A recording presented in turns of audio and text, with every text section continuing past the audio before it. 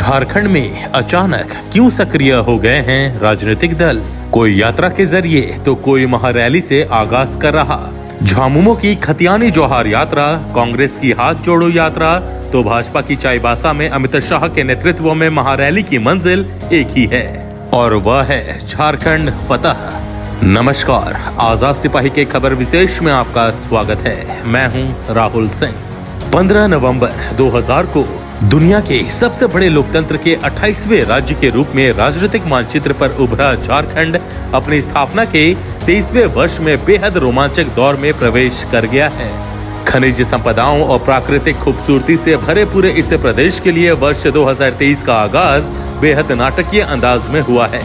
लेकिन एक बात जो सभी का ध्यान खींच रही है वह यह है कि अचानक इस राज्य के राजनीतिक दल इतने सक्रिय क्यों हो गए हैं। सत्तारूढ़ झामुमो पिछले 2 महीने से अपने कार्यकारी अध्यक्ष और सीएम हेमंत सोरेन से खतियानी जोहार यात्रा करा रहा है, तो सत्ता में उसकी सहयोगी कांग्रेस भी अपने नेता राहुल गांधी की 3 महीने पुरानी भारत जोड़ो यात्रा का मिनी संस्करण यहां शुरू करने के साथ 26 जनवरी से हाथ जोड़ो यात्रा शुरू करने वाली है। इन दोनों दलों के बाद अब भाजपा भी मैदान में उतर गई है। पार्टी के दूसरे सबसे बड़े नेता और केंद्रीय गृह मंत्री अमित शाह आगामी 7 जनवरी को चाईबासा के दौरे पर आ रहे हैं और उनकी यह यात्रा भी कमोबेश राजनीतिक ही रहने वाली है। इन तीनों प्रमुख दलों की अचानक बड़ी सक्रियता से यह साफ होने लगा है कि आने वाला समय झारखंड के लिए बहुत रोमांचक और अहम होने वाला है। गुजरे वर्ष की दूसरी छमाही के दौरान झारखंड में जिस तरह की घटनाएं हुई और कभी राजनीतिक प्रयोगशाला के रूप में चर्चित इस राज्य के बारे में तरह तरह की बातें होने लगी, ऐसा लगने लगा था यह राज्य एक बार फिर 2014 के पहले वाली स्थिति में पहुंच रहा है। लेकिन संयोग से ऐसा नहीं हुआ और अब 2023 में झारखंड में क्या कुछ हो सकता है, इसकी संभावनाएं टटोल रहे हैं आजाद सिपाही के विशेष संवाददाता राहुल सिंह। अपनी स्थापना के 23वें वर्ष में झारखंड एक अजीब से दोराहे पर खड़ा है।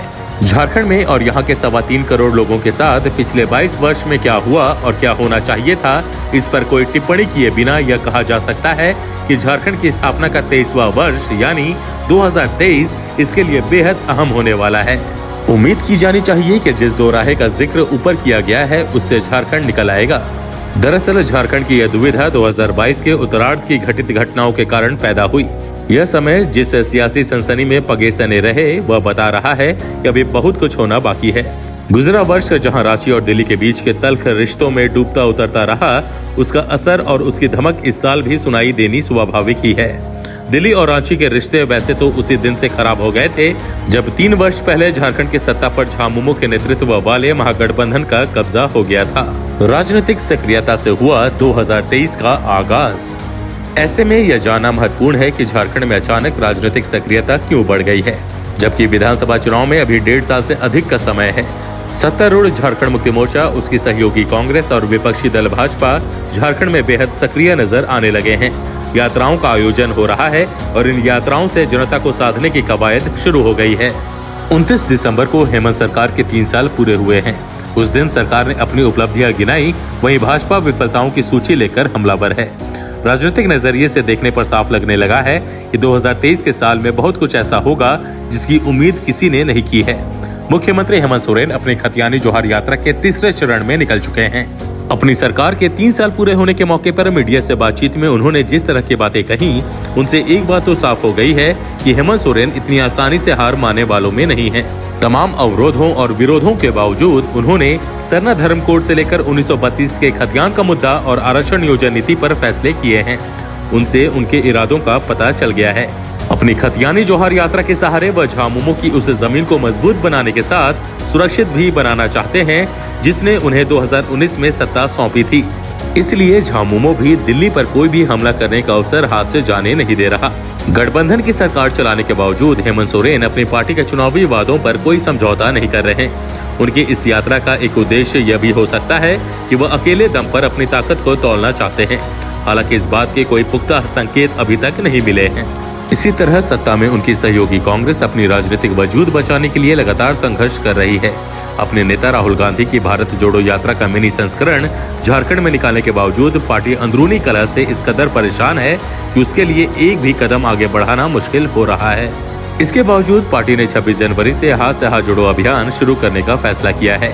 जो इसकी आखिरी राजनीतिक कोशिश हो सकती है। 2019 के विधानसभा चुनाव में अब तक का अपना सर्वश्रेष्ठ प्रदर्शन करने वाली कांग्रेस के लिए 2024 करो या मरो जैसा होने वाला है।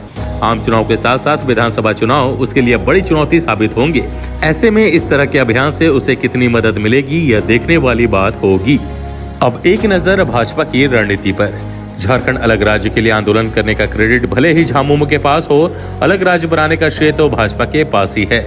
लेकिन 2000 से लेकर 2019 तक अधिकांश समय झारखंड की सत्ता में रहने के बावजूद पार्टी वह लक्ष्य हासिल नहीं कर सकी जिसकी वह हकदार हो सकती थी। इसे पार्टी के स्थानीय नेताओं की कमजोरी कहें या रणनीतिक खामियां। 2019 में भाजपा झारखंड की सत्ता से बाहर हो गई। अपनी पुरानी खोई हुई जमीन को वापस पाने के लिए पार्टी एड़ी चोटी का जोर लगा रही है। इस लिहाज से 2023 का साल उसके लिए बेहद महत्वपूर्ण होने वाला है। पार्टी ने पिछले 3 वर्षों के दौरान सत्तारूढ़ दल को हमेशा कटघरे में रखा, लेकिन इसका प्रभाव जमीन पर नजर नहीं आया। अब इस प्रभाव का आकलन करने का समय आ गया है। इसलिए भाजपा के दूसरे सबसे बड़े नेता और केंद्रीय गृह मंत्री अमित शाह आगामी 7 जनवरी को झारखंड दौरे पर आ रहे हैं। वह चाईबासा में कई कार्यक्रमों में भाग लेंगे और साथ ही एक रैली को भी संबोधित करेंगे। अमित शाह का यह दौरा राजनीतिक रूप से बेहद संवेदनशील है, क्योंकि पिछले विधानसभा चुनाव में भाजपा कोल्हान की एक भी सीट पर जीत हासिल नहीं कर सकी थी। चाईबासा, जमशेदपुर और सरायकेला खरसावां जिलों को मिलाकर बनाए गए कोल्हान प्रमंडल में कभी नक्सलियों की तूती बोलती थी, तो लौह अयस्क की तस्करी के लिए यह इलाका कुख्यात था। अब अमित शाह अपनी यात्रा के माध्यम से इस इलाके को कितना साध पाते हैं यह देखना बेहद दिलचस्प होगा। यहाँ एक और बात ध्यान देने वाली है। झामुमो कांग्रेस और उसके सहयोगी महंगाई और बेरोजगारी को लेकर केंद्र सरकार पर हमलावर हैं। अब भाजपा उसी को हथियार बना रही है। झारखंड में कानून व्यवस्था से लेकर बेरोजगारी तक भाजपा के हथियार बन चुके हैं। राज्य सरकार की कवायद के बावजूद रोजगार के मोर्चे पर वह वादे से अभी बहुत दूर है। नौकरियों के सवाल पर भाजपा कहती है कि जनता बिचौलियों से परेशान है। इस झकझूमर में एक बात तय है कि इससे झारखंड में लोकतांत्रिक संस्थाएं मजबूत हो रही हैं। लेकिन इन गतिविधियों से 3.25 करोड़ लोगों का कितना भला हो रहा है यह भी देखना बाकी है। आज के आजाद सिपाही के खबर विशेष में बस इतना ही। देश विदेश की और भी अधिक जानकारी के लिए आप पढ़ते रहिए अपना लोकप्रिय दैनिक अखबार आजाद सिपाही। और हाँ, आप हमारे इस YouTube चैनल को जरूर सब्सक्राइब करें। धन्यवाद।